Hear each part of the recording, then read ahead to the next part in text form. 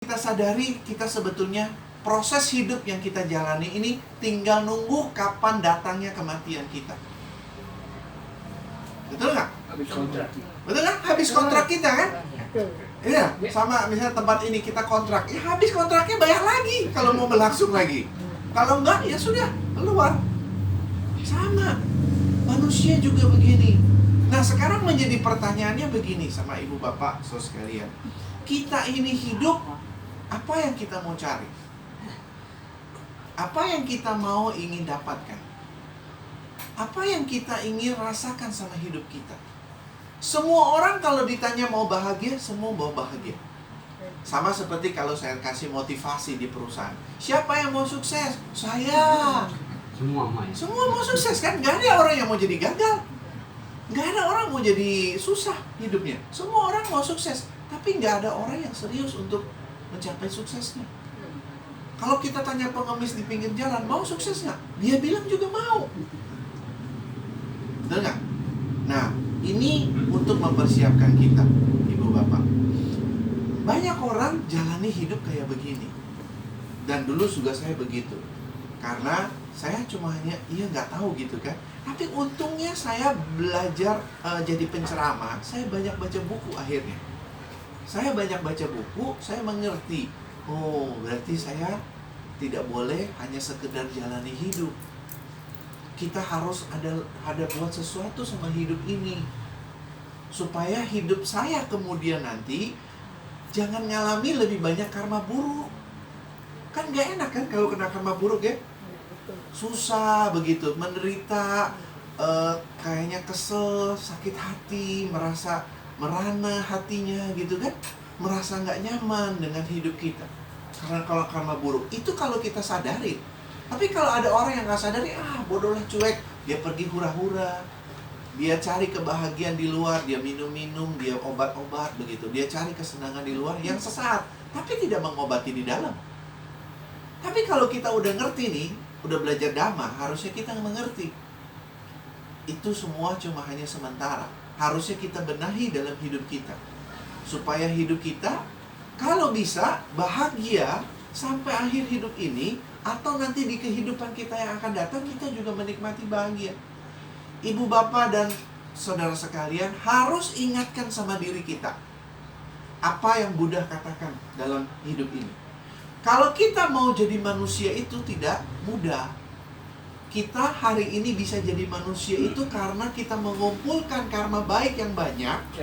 Nah, celengan kita sudah banyak, maka bisa lahir jadi manusia. Jangan dipikir jadi manusia itu mudah loh. Sulit.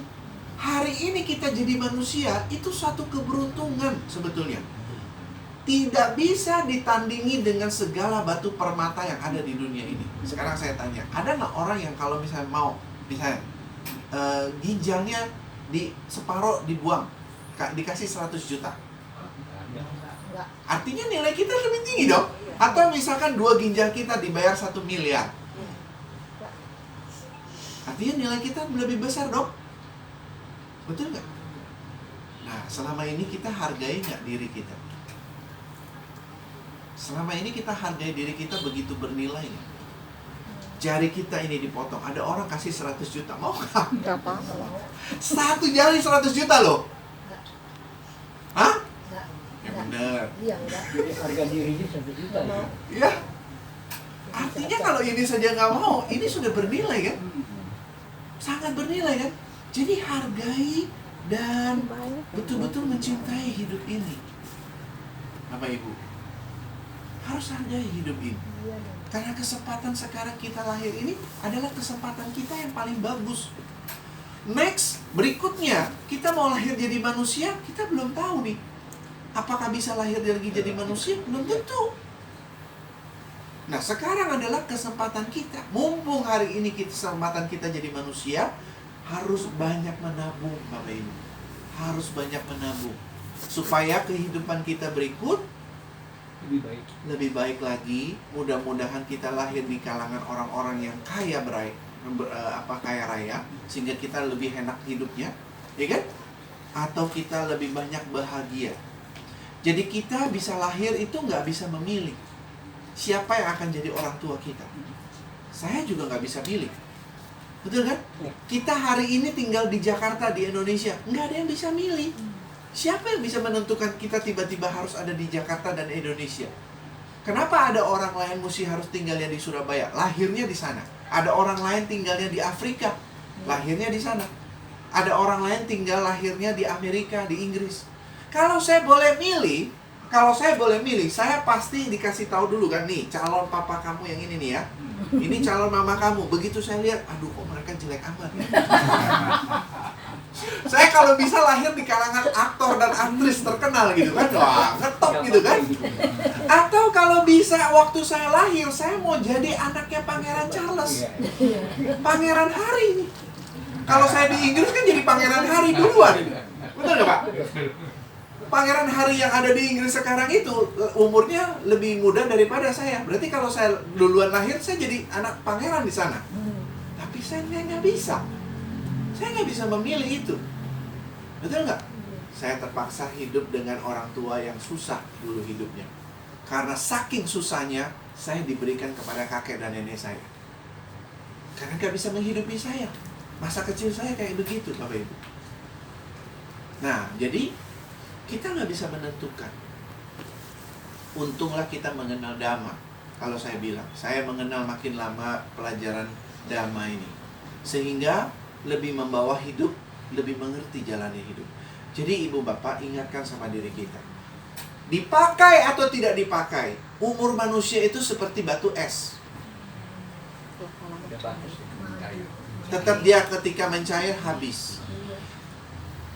Kita mau pakai ini untuk kita air es ini kita minum, es ini kita pakai untuk menyejukkan, buat kita minum jadi segar, itu membuat hidup kita jadi bahagia. Kita nggak bisa menggunakan, dia akan tetap terus menurun dan mencair. Umur kita kayak begini, Bapak. Siapa yang bisa menentukan bahwa 1 tahun, 2 tahun, atau mungkin kapan dia akan meninggalkan hidup ini? Ada yang bisa tahu? Kalau ada yang tahu, tukeran tempat. Artinya dia sudah bisa menelusuri hidup dia, kapan dia mau meninggalkan hidup ini. Saya belajar ilmu hipnosis. Ya, jadi hati-hati ya kalau ada dompet hilang nanti. Jadi saya bisa melihat masa hidup saya. Masa hidup saya yang dulu. Katanya saya ini dulu itu, makanya kenapa saya bisa ceramah begini. Ini yang ngomong bukan 1-2 orang nih, bahkan biku sudah ada 3 orang yang ngomong sama saya. Biku bilang sama saya tuh kelahiran saya dulu itu jadinya seorang biku. Harusnya kelahiran saya sekarang ini menjadi seorang biku lagi. Tapi sudah terlanjur, saya punya anak, Bante, saya bilang. Bagaimana saya mau tinggalkan pun, saya masih pengen mau jadi kaya, saya bilang. Gak bisa gitu kan, oke. Tapi ada lagi yang bilang, saya itu dulu lahir jadi pada tahun 1925 pada masa Pangeran Diponegoro di Tanah Jawa. Nah, saya seorang adipatinya. Wah, punya pejabat, jadi pejabat tinggi gitu, lumayan gitu kan. Nah, ada lagi yang bilang, saya itu dulu pedagang dari Cina yang masuk ke tanah Indonesia. Nah, yang mana yang benar? Kan nggak tahu gitu kan. Karena saya belum mencapai tingkat kesucian untuk bisa melihat masa lalu saya. Jadi meskipun saya belajar hipnosis, ditelusuri hidup saya dulu-dulu, benar atau enggak, saya juga nggak tahu, Bapak Ibu. Tapi yang jelas, saya merasakan, ya itu, kalau saya lagi memberikan ceramah ini, seperti saya merasa menyatu sama antara batin dan raga saya itu. Sepertinya memang kehidupan saya dari dulu tuh sudah jadi biku bener gitu. Karena saya merasa kayaknya sangat menjiwai gitu kalau saya lagi sedang memberikan ceramah. Karena dulu itu hidup saya karena jadi biku, dulu saya itu begitu banyak murid katanya. Nah, ini bukan 1-2 orang, Bapak Ibu. Nah, oleh karena itu, kehidupan kita kalau menurut Buddha adalah terus berlangsung nih. Hari ini kita ketemu bukan juga karena kebetulan. Memang saya diundang, tapi dalam perjalanan saya gitu kan, bisa saja terjadi sesuatu yang membuat saya kendaraannya mungkin terjadi kecelakaan kah yang membuat saya tidak bisa ke sini. Betul nggak? Betul. Artinya kalau hari ini kita bisa berjumpa, karma baik kita menyatu di sini. Mungkin teman kita ada yang minggu lalu dia datang, hari ini dia nggak datang, jodohnya nggak cocok ketemu saya. Betul kan? Jadi di dalam konsep Buddhis itu Selalu kita ketemu teman, ketemu pasangan hidup, anak, dan lain sebagainya, itu ada selalu pas ikatan, termasuk orang tua kita. Kalau kita punya anak sekarang, dia adalah entah anak yang baik atau anak yang bandel, ya itu sudah ada hubungan sama kita itu. Mungkin antara dia datang di sini untuk membayar karma kita, atau dia datang di sini untuk membayar hutang karma kita melalui anak kita nih. Begitu. Nah, itulah menurut saya hebat di dalam konsep ajaran Buddhis, ajaran Buddha. Jadi apa semua bisa ditelusuri. Hari ini kita tidak hidup dengan beruntung, hidup kita tidak lebih baik, tidak lebih makmur, tidak lebih kaya. Berarti masa lalu kita jarang berdana. Hari ini kita kalau umur pendek, artinya masa lalu kita sering membunuh. Itu semua bisa ditelusuri. Tidak, semua ini bukan berdasarkan karena hukuman dari yang di atas. Agama Buddha bisa ditelusuri seperti itu, Bapak Ibu. Nah, oleh karena itu kita harus persiapkan. Karena supaya hidup kita ini ada manfaatnya gitu. Ada maknanya, ada artinya. Kenapa kita harus